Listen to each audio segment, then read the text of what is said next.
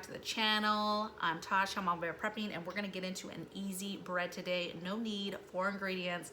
Let's get into it. So for today, really quickly, what you'll need a big bowl to mix everything in. You'll need your measuring cups and your measuring spoons, of course. I have this really fancy pastry stir that I'm gonna use today. And then you're going to need some parchment paper. You're gonna need some press and seal, or just some saran wrap is fine. And you're going to need your Dutch oven. You're gonna make sure that you get your Dutch oven that this top piece is not plastic. You wanna make sure that you get one where it's not plastic, okay? You'll know. Mine looks like it's plastic, but it is not, okay? So your Dutch oven, and you're gonna need the lid as well as the bottom, okay? So let's get into our ingredients, those 4 ingredients that I talked about. We're gonna be doing 3 cups of flour, okay? We're gonna be doing a teaspoon of salt, just regular old salt. We're going to be doing 1/3 teaspoon of yeast. It can be regular yeast, it can be instant, it really doesn't matter. And then we're gonna be having a 1.5 cup of hot water. So just hot water out of the tap is fine. If you're gonna be getting it out of a filtering source like a Berkey or something like that, you know, you can heat it up in the microwave, but just be very, very careful that you're not boiling it, because if you boil it, you're gonna kill the yeast and then your bread's not gonna rise, okay? So I think that's it. Let's get into it. So I've already measured out everything in your nice big bowl. You're going to put your 3 cups of flour. Okay, so I did that, had it already measured out. I'm going to put my salt, right? A teaspoon of salt.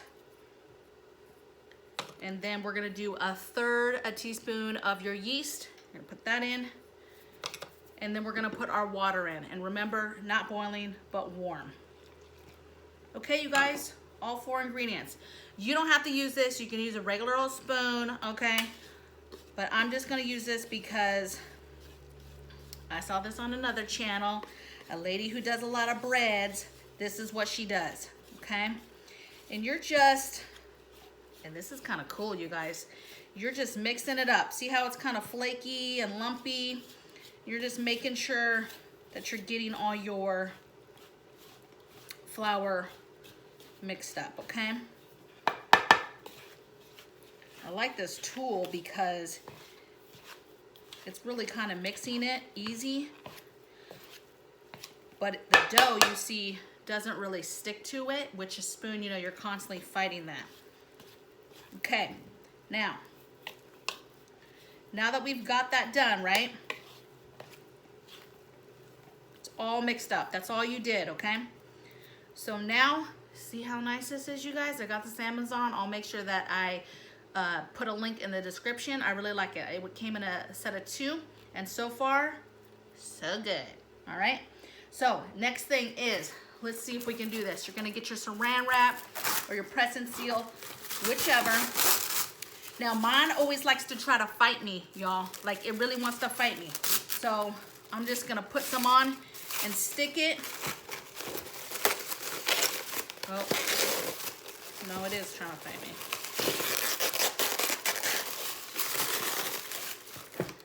Mofo.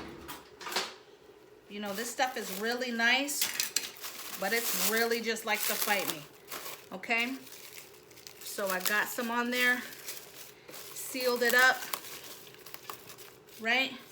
Nice and sealed. Saran wrap works just fine. And now I'm just gonna set this right here, move my candle, and I'm just gonna set that and leave it alone for 3 hours, and then I'm gonna bring you back and we're gonna do the rest. See how easy that was? I got you, making bread.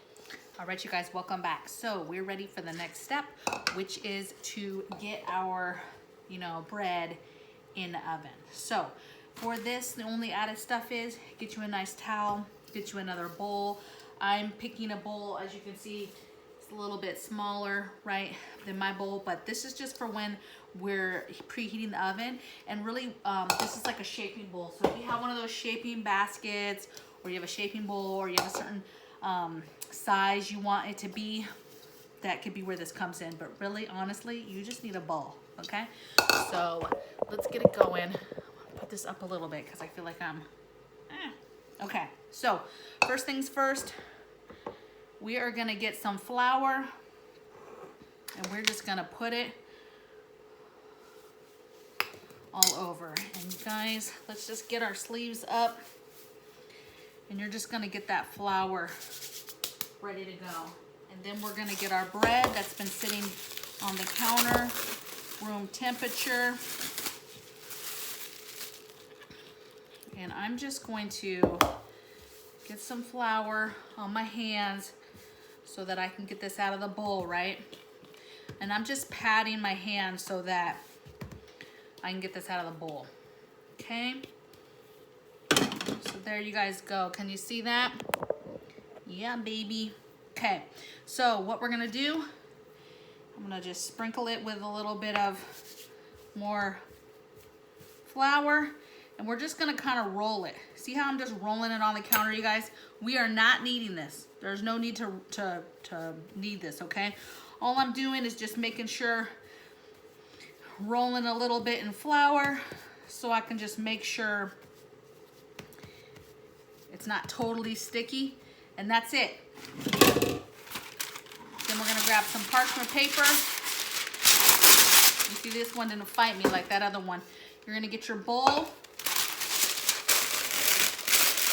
You're lining the bowl with your parchment paper. Actually, it's not really gonna go down until we grab this. And you grab this up and just set it down. Okay. Ready to go.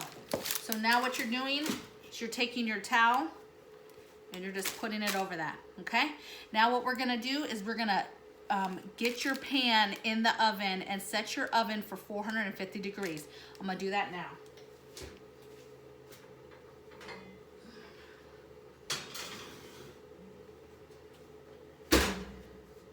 Set it for bake.